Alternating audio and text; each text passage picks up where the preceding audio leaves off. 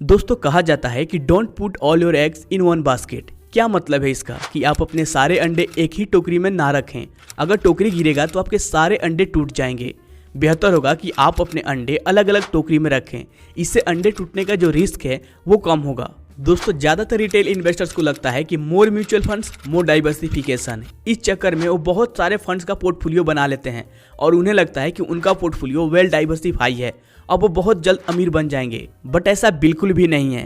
क्यों का जवाब आपको इस वीडियो में आगे मिलेगा। मोर म्यूचुअल फंड्स मोर डाइवर्सिफिकेशन, इससे एक वेल डाइवर्सिफाई पोर्टफोलियो नहीं बनता है। दोस्तों ऑलरेडी जो म्यूचुअल फंड हाउसेस होते हैं वो अपने फंड को अच्छे से डाइवर्सिफाई कर रखते हैं। उन फंड्स में जो स्टॉक्स होते हैं वो डिफरेंट कैटेगरी के होते हैं। दोस्तों म्यूचुअल फंड पोर्टफोलियो बनाते समय हमें ध्यान देना चाहिए कि हमारे पोर्टफोलियो में जितने भी म्यूचुअल फंड्स हैं उनमें जो कॉमन स्टॉक्स हैं, यानी एक ही तरह के जो स्टॉक्स हैं, अगर वो 30% तक है तो ठीक है। अगर उससे ज़्यादा है तो उस पोर्टफोलियो में ओवरलैपिंग की समस्या होगी, जिससे रिटर्न भी इफेक्ट होगा और वो पोर्टफोलियो बहुत ज़्यादा रिस्की हो जाएगा। पोर्टफोलियो में जितना कम फंड्स होंगे उतना ही कम ओवरलैपिंग की समस्या होगी। मान लीजिए कि आपने 15 या 20 म्यूचुअल फंड्स का एक बेहतरीन पोर्टफोलियो बनाया है अपने हिसाब से। अब यहाँ बहुत सारे प्रॉब्लम्स होंगे। फर्स्ट, क्या आप प्रॉपर इतने सारे फंड्स को मेंटेन कर पाएंगे? ऐसा नहीं है कि आपने एक बार पोर्टफोलियो बनाया और उसे भूल गए, अब वहाँ से आपको कंटिन्यू अच्छा रिटर्न मिल रहा है। हर क्वार्टरली यानी 2-3 महीने में अपने पोर्टफोलियो को रिव्यू करना होता है कि कौन सा फंड कैसा परफॉर्म कर रहा है। उसमें कोई चेंजिंग की आवश्यकता तो नहीं है, यानी कि जितना ज़्यादा फंड उतना ही ज़्यादा सिर दर्द। मान लीजिए कि आपने रिटर्न पैरामीटर के बेसिस पे अपने पोर्टफोलियो में top 3 large cap mutual fund, top 3 mid cap mutual fund, top 3 small cap mutual fund and ऐसा ही अलग अलग कैटेगरी के टॉप फंड्स को रखा है और आपको लगता है कि आपका पोर्टफोलियो अच्छे से डाइवर्सिफाई है। इस तरह के पोर्टफोलियो में 70 to 80% कॉमन स्टॉक्स होते हैं। जैसा कि मैंने आपको पहले ही बताया है कि अगर 20 to 30% किसी पोर्टफोलियो में कॉमन स्टॉक्स है तो वो चलेगा। अगर उससे ज़्यादा है तो वो एक ओवरलैप पोर्टफोलियो है। अगर फ्यूचर में इन स्टॉक्स का परफॉर्मेंस गिरता है, चूंकि ये कॉमन स्टॉक्स हैं, तो आपका पोर्टफोलियो भी बहुत ही बुरे तरीके से गिरेगा। ऐसे पोर्टफोलियो में रिस्क बहुत ज़्यादा होता है। अब सवाल ये है कि हमारे पोर्टफोलियो में मैक्सिमम कितने फंड्स होने चाहिए, किन किन कैटेगरी के होने चाहिए, जिससे हमारे पोर्टफोलियो में कम से कम रिस्क हो और लॉन्ग टर्म में हमें कंसिस्टेंटली बेहतर रिटर्न मिले। इस पे हम आगे बात करेंगे। इससे पहले हम ये जान लेते हैं कि आप खुद कैसे और कहाँ चेक करेंगे कि आपका पोर्टफोलियो ओवरलैप है या नहीं। इसके लिए एक बहुत ही बेहतरीन वेबसाइट है www.thefundo.com। ये कोई प्रमोशन नहीं है, एक बहुत ही बढ़िया वेबसाइट है जहां आप अपने पोर्टफोलियो के ओवरलैपिंग को आसानी से चेक कर सकते हैं कि आपका पोर्टफोलियो कितना ज़्यादा ओवरलैप है। मैं यहाँ ओवरलैपिंग को चेक कैसे करते हैं इसके लिए 5 ईयर CAGR रिटर्न पैरामीटर के बेसिस पे कुछ फंड्स को पिक किया है, जिसमें टॉप 2 लार्ज कैप फंड्स है, टॉप 2 मिड कैप फंड्स है and top 2 small cap funds हैं। अगेन कोई रिकमेंडेशन नहीं है, बस मैं एग्जांपल के लिए दिखा रहा हूँ कि आप कैसे यहाँ चेक कर सकते हैं अपने पोर्टफोलियो के ओवरलैपिंग को। अगर आपका एक म्यूचुअल फंड पोर्टफोलियो है या फ्यूचर में आप एक म्यूचुअल फंड पोर्टफोलियो बनाना चाहते हैं, तो जितने भी फंड्स होंगे आपके पोर्टफोलियो में, आप यहाँ आसानी से एक बार में 2 फंड्स का पोर्टफोलियो ओवरलैप चेक कर सकते हैं। मैंने यहाँ पे 2 top large cap mutual funds को पिक किया है 5 ईयर CAGR के बेस पे। तो हम इन दोनों फंड के बीच पोर्टफोलियो ओवरलैप को चेक करेंगे।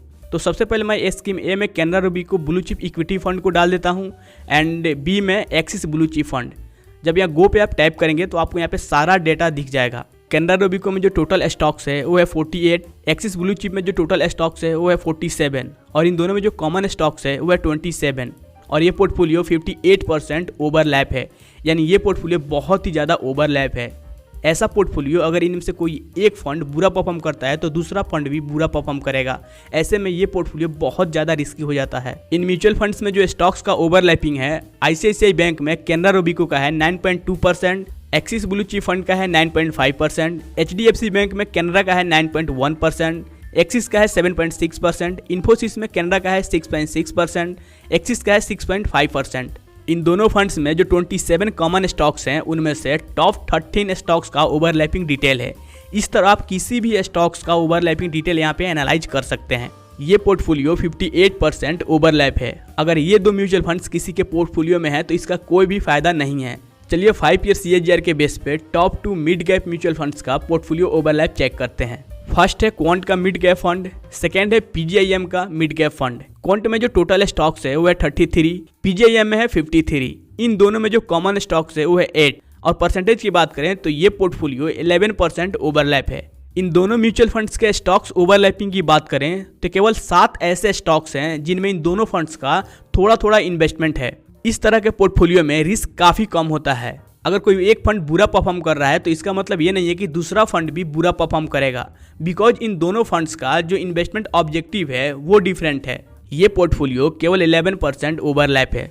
चलिए अब 2 और स्मॉल कैप म्यूचुअल फंड्स का पोर्टफोलियो ओवरलैप चेक कर लेते हैं। फर्स्ट है quant small cap and second है axis small cap.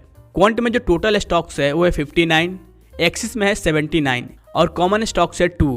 Portfolio overlapping है 0%, यानी कि इन दोनों म्यूचुअल फंड्स का जो इन्वेस्टमेंट ऑब्जेक्टिव है वो बिल्कुल डिफरेंट है। इन दोनों फंड्स का रिस्क एंड रिटर्न यानी परफॉर्मेंस बिल्कुल अलग अलग होगा। अगर कोई एक फंड बुरा परफॉर्म कर रहा है तो इसका मतलब ये नहीं है कि दूसरा फंड भी बुरा परफॉर्म करेगा। ऐसे म्यूचुअल फंड से जो पोर्टफोलियो बनता है वो एक वेल डाइवर्सिफाइड पोर्टफोलियो होता है, जहां आपका रिस्क बहुत कम हो जाता है, जहां से अच्छी रिटर्न मिलने की उम्मीद होती है।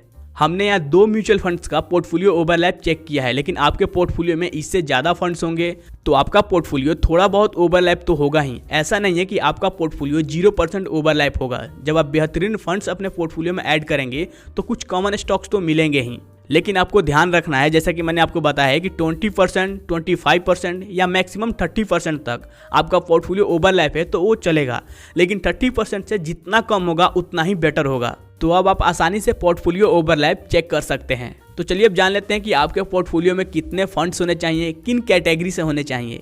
दोस्तों, आपके पोर्टफोलियो में मैक्सिमम 5 to 7 डिफरेंट कैटेगरी के स्कीम होने चाहिए। इन स्कीम का डिफरेंट इन्वेस्टमेंट ऑब्जेक्टिव होता है, जिससे आप आसानी से अपने गोल को अचीव कर पाएंगे, जो भी आपका इन्वेस्टमेंट लक्ष्य है। दोस्तों, फर्स्ट स्कीम है else equity linked saving scheme. ये एक टैक्स सेविंग स्कीम है और इसमें रिस्क भी मॉडरेट होता है। अगर आप टैक्स बचाना चाहते हैं तो आपको इसमें जरूर इन्वेस्ट करना चाहिए। अगर आप टैक्स नहीं बचाना चाहते हैं तो आप इसे अवॉइड भी कर सकते हैं। सेकंड कैटेगरी है इंडेक्स फंड। ये फंड्स जिस पर्टिकुलर इंडेक्स को फॉलो करते हैं उसी में अपना सारा पैसा इन्वेस्ट करते हैं, जैसे Nifty, Nifty 50, Nifty next 50, Nifty 100, Sensex. और इंडेक्स फंड में कंपैरेटिवली एक्सपेंस रेशियो बहुत कम लगता है, बिकॉज यहाँ फंड मैनेजर का कोई काम नहीं होता है।